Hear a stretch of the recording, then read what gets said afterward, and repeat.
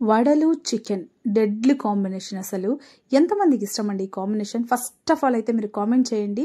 అస్సలు వడలో అలసంద వడలైనా మినప వడలైనా ఏవైనా కూడా చికెన్తో నంచుకొని తింటే ఉంటుంది.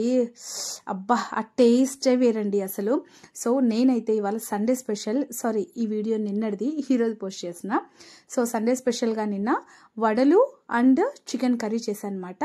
చాలా అంటే చాలా బాగుంది ఫ్రెండ్స్. ప్లీజ్ మన ఛానల్ని లైక్ చేయండి, షేర్ చేయండి, సబ్స్క్రైబ్ చేయండి ఫ్రెండ్స్. హలో అండి, welcome back to our channel. ఎలా ఉన్నాను ఫ్రెండ్స్? నేనైతే చాలా బాగున్నాను, మీరు బాగుండాలని మరి కోరుకుంటున్నాను.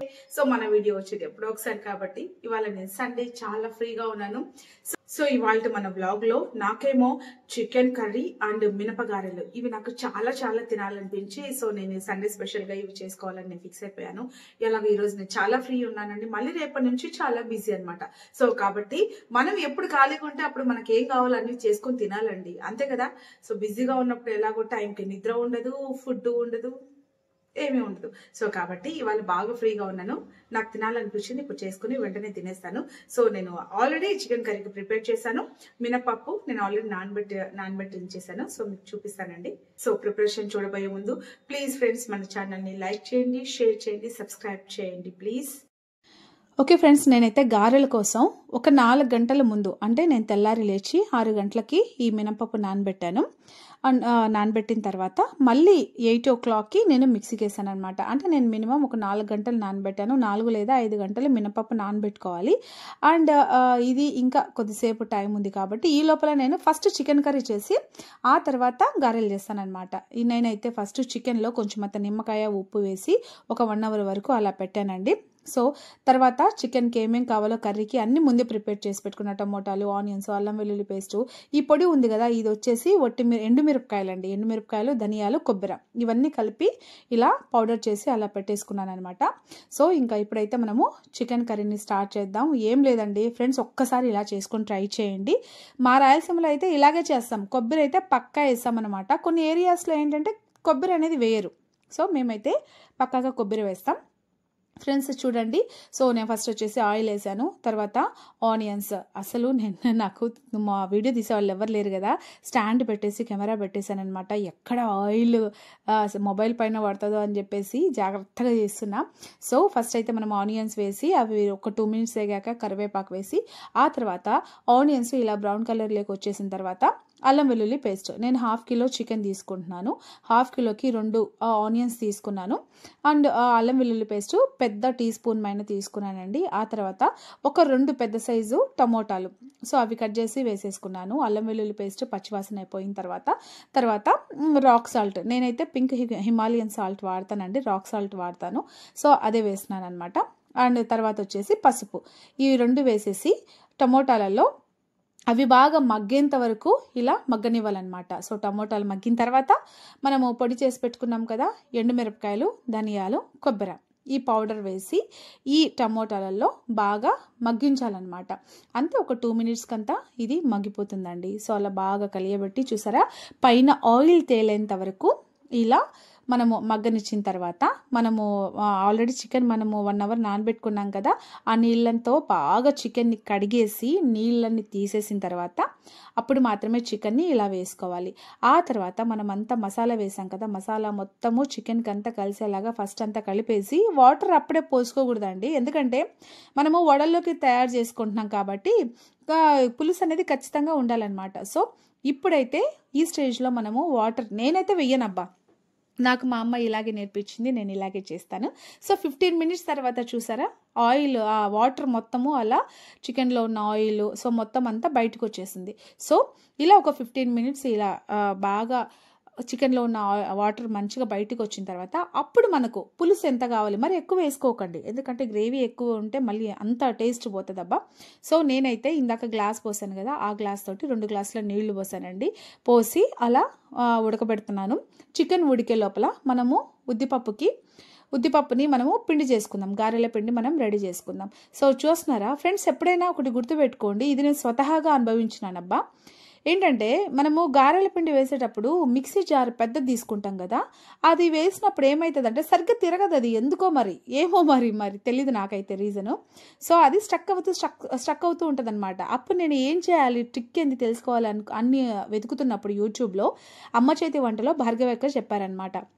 సో ఇలా చిన్న జార్ తీసుకొని ఇలా మిక్సీ వేస్తే పిండి అనేది చాలా బాగా చూసారా, ఇంత మెత్తగా మంచిగా గ్రైండ్ అయిపోయి వడ చేసుకోవడానికి అనువుగా ఉండేలా ఉంటుందని భార్గవక్క చెప్పారు. సో నేను అప్పటి నుంచి ఇలాగే చేస్తున్నా. సో ఇది చిన్న జార్ యొక్క హిస్టరీ అనమాట. ఓకే, సో ఈ చిన్న జార్లో కొంచెం అలా మినపప్పు వేసుకుంటూ ఇలా మెత్తని పేస్ట్ లాగా చేసుకొని ఒక గిన్నెలో ఆల్రెడీ నేను మొత్తం తీసేసుకున్నానండి.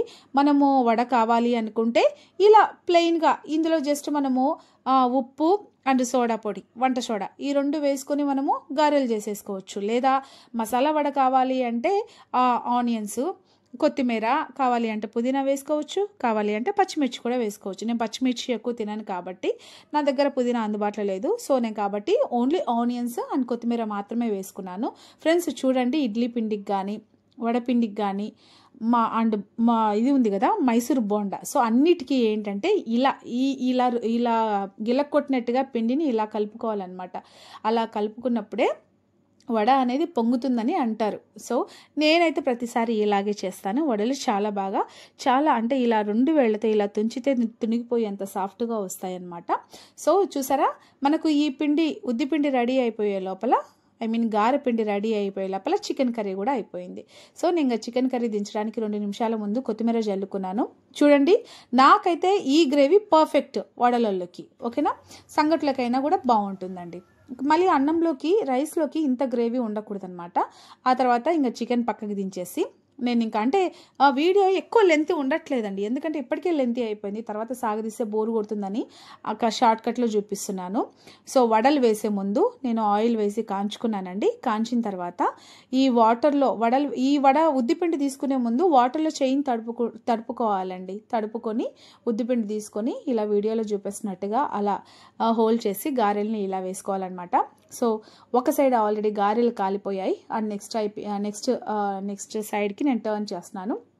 అలా గారెలన్నీ చూసారా, అక్కడ కట్ చేస్తే ఇక్కడ ఏంటి మొత్తం పిండి అంతా గారెలు అయిపోయాయి. ఇది లాస్ట్ వాయి అనమాట. సో నాకైతే చాలా బాగా వచ్చాయండి వడలు. అండ్ కర్రీ ఉందండి, నిజం చెప్తున్నా చాలా అంటే చాలా టేస్ట్ ఉందండి. ఒక్కసారి ఇలా కొబ్బరి వేసుకొని ఒకసారి ట్రై చేయండి, చాలా బాగుంటుంది. అండ్ కారం పొడి బదులు ఎండు మిరపకాయలు వాడండి, అప్పుడే చాలా టేస్ట్ వస్తుందండి కర్రీకి. సో చూసారా ఎంత కలర్ ఉంది కదా. అలా వడలు, ఇలా చికెన్ కర్రీ, ఆహా అది తింటుంటే ఎంత బాగుంటుందబ్బా. మనకు బయట నాటుకోడి చికెన్ అని అమ్ముతుంటారు, చిల్లుగారే చికెన్ అని అమ్ముతూ ఉంటారు.